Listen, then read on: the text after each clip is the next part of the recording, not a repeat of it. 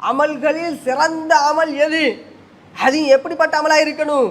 சொர்க்கத்துக்கு நெருக்குகின்ற அமல், சொர்க்கத்துக்கு எங்களை அழைத்து செல்லக்கூடிய, நெருக்கமாக ஏற்படுத்தக்கூடிய அந்த அமல் எது என்று ரசூலுல்லாஹ்ட்ட கேட்கிறார்.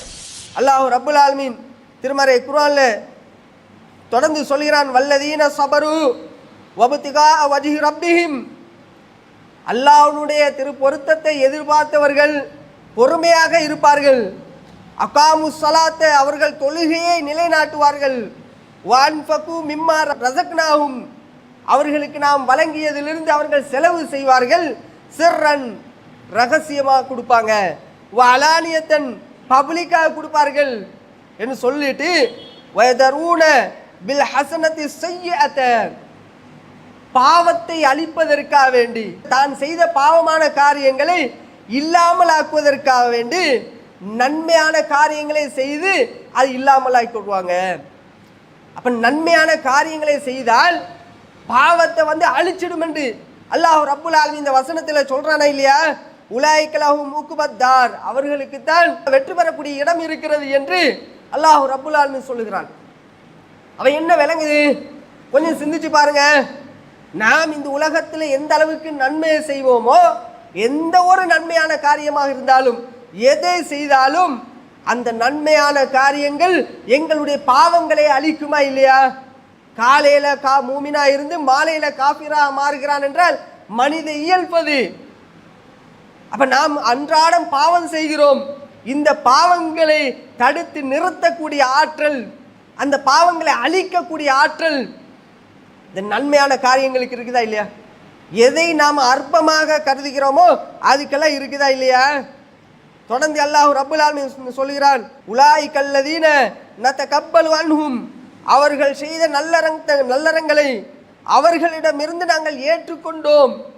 யார் நல்லறங்கள் செய்வார்களோ அவர்களுடைய அந்த நல்ல அமல்களை நாங்கள் ஏற்றுக்கொண்டோம்.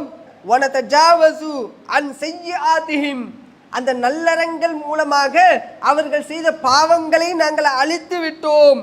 ஃபி அஸ்ஹாபில் ஜன்னா, அவர்கள் தான் சொர்க்கவாசிகளாக இருப்பார்கள். வாத சுதுகி, அல்லாஹ்வுடைய வாக்குறுதி என்பது உண்மையானது என்று அல்லாஹ் ரப்புல் ஆலமீன் இந்த வசனத்தில் சொல்கிறான்.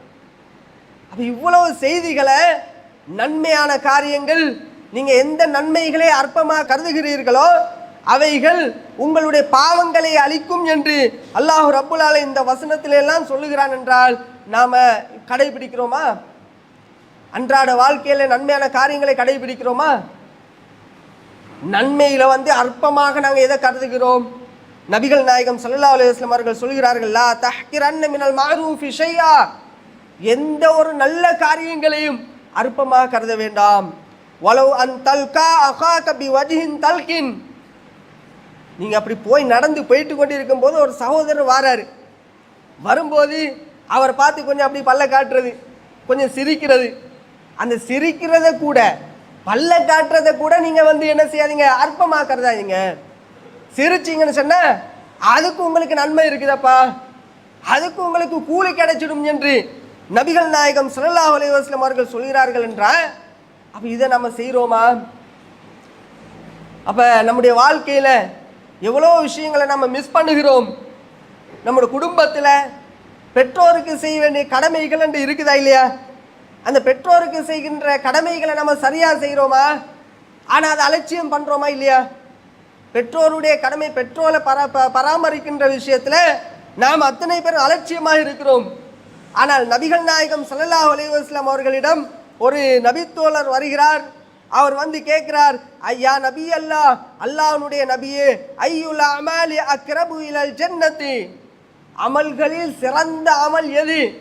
அது எப்படிப்பட்ட அமலாக இருக்கணும்? சொர்க்கத்துக்கு நெருக்குகின்ற அமல், சொர்க்கத்துக்கு எங்களை அழைத்து செல்லக்கூடிய, நெருக்கமாக ஏற்படுத்தக்கூடிய அந்த அமல் எது என்று ரசூலுல்லாஹ்ட்ட கேட்கிறார். அப்ப நபிகள் நாயகம் ஸல்லல்லாஹு அலைஹி வஸல்லம் அவர்கள் சொல்கிறார்கள், அஸ்ஸலாத்து அலா வக்திஹா, தொழுகையை அதற்குரிய நேரத்தில் தொழுவதாகும் என்று இது ஆன்மீகம்.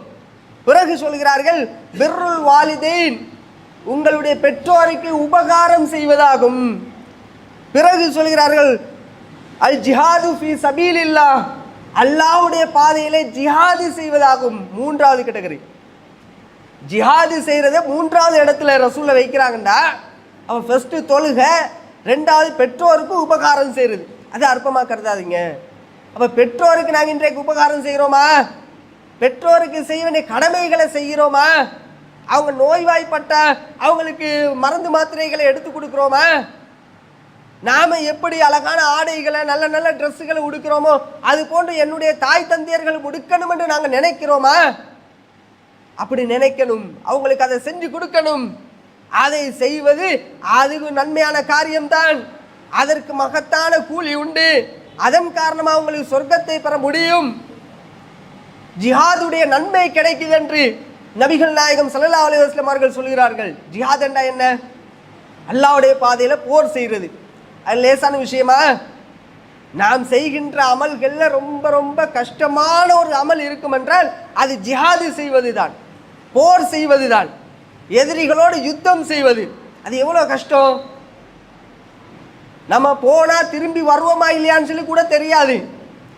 அப்படிப்பட்ட அந்த ஜிஹாதை விட சிறந்த ஒரு அமல் என்று சொன்ன உங்க பெற்றோருக்கு செய்கிற நல்ல அமல், பெற்றோருக்கு செய்கிற உபகாரம். நபிகள் நாயகம் ஸல்லல்லாஹு அலைஹி வஸல்லம் அவர்களிடம் ஒரு மனிதன் வருகிறார். அவர் வந்து சொல்கிறார், அல்லாஹ்வின் தூதரே, யுத்த காலத்துக்கு நானும் வருவேன், என்னுடைய பேரை குறிச்சிக்கங்க. யுத்த காலத்துக்காக வேண்டி நபித்தோழர்கள் தயாராகிறாங்க, ரசூலுல்லாஹ்வும் தயாராகிறாங்க. அப்ப ஒரு மனிதன் வந்து சொல்கிறார், அல்லாஹ்வுடைய தூதரே, என்னுடைய பெயரை மார்க் பண்ணிக்கங்க, நானும் வருகிறேன் என்று சொல்கிறார். அப்ப நபிகள் நாயகம் ஸல்லல்லாஹு அலைஹி வஸல்லம் அவர்கள் கேட்கிறார்கள், அஹய்யு வாலிதாக்க, உனக்கு பெற்றோர்கள் இருக்கிறாங்களா? உன் பெற்றோர்கள் உயிரோடு இருக்கிறாங்களா? ரசூலை கேட்கிறாங்க. ஆம் யா ரசூலல்லாஹ், உயிரோடு தான் இருக்கிறாங்க. அப்படி ஆயினால் ஃபஃபீஹிமா ஃபஜாஹித், நீ வீட்டுக்கு சென்று உன் தாய் தந்தையர்களோடு நீ ஜிஹாது செய் என்றாங்க. ரசூலை இலக்கியமா பேசுறாங்க. ஜிஹாது செய்யறண்டா அவங்களோட சண்டை பிடிங்கன்ற அர்த்தம் கிடையாது. ஜிஹாதுண்டா சண்டை பிடிங்கன்ற அர்த்தம் தான். ஆனா இந்த இடத்துல உம்மா அப்பாவோட போயிட்டு நம்ம சண்டை பிடிங்கன்னு சொல்லி ரசூலை சொல்லல. ரசூலை எந்த அர்த்தத்தில் சொல்றாங்கடா, உன் வீட்டுக்கு சென்று உன் தாய் தந்தையர்களுக்கு செய்ய வேண்டிய கடமைகளை நீ செஞ்சு பாரு. உனக்கு இங்க கிடைக்கிற நன்மை, யுத்தத்துக்கு வந்து போராடுகிற அந்த நன்மை இருக்குதா இல்லையா, அந்த நன்மையை உன் வீட்டுக்குள்ளேயே உனக்கு பெற முடியும். உன் தாய் தந்தையர்களை கவனிப்பதன் மூலமாக உனக்கு பெற முடியும் என்று நபிகள் நாயகம் ஸல்லல்லாஹு அலைஹி வஸல்லம் அவர்கள் சொல்கிறார்கள். என்ற அப்ப பெற்றோரை கவனிக்கிற விஷயத்துல நம்ம இவ்வளோ அற்பமா இருக்கிறோமே, அப்ப அந்த விஷயத்துல நாங்கள் நன்மையை கொள்ளையடிக்கிறோமா? நமக்குள்ள ஒரு போட்டி நடக்குதா? இன்னைக்கு எதுக்கு முதியோர் இல்லங்கள்? எத்தனையோ பெற்றோர்களை இன்றைக்கு வயசாயினாண்டா அவங்கள ரோட்ல பார்க்கிறோமா இல்லையா? அப்ப இந்த அளவுக்கு நம்முடைய சமுதாயம் இருக்கிறாங்கடா. நன்மையை கொள்ளையடிப்பதில், நன்மையான காரியங்களை செய்வதற்கு முந்திக் கொள்வதிலே நாங்கள் பின்னடைவாக இருக்கிறோம்.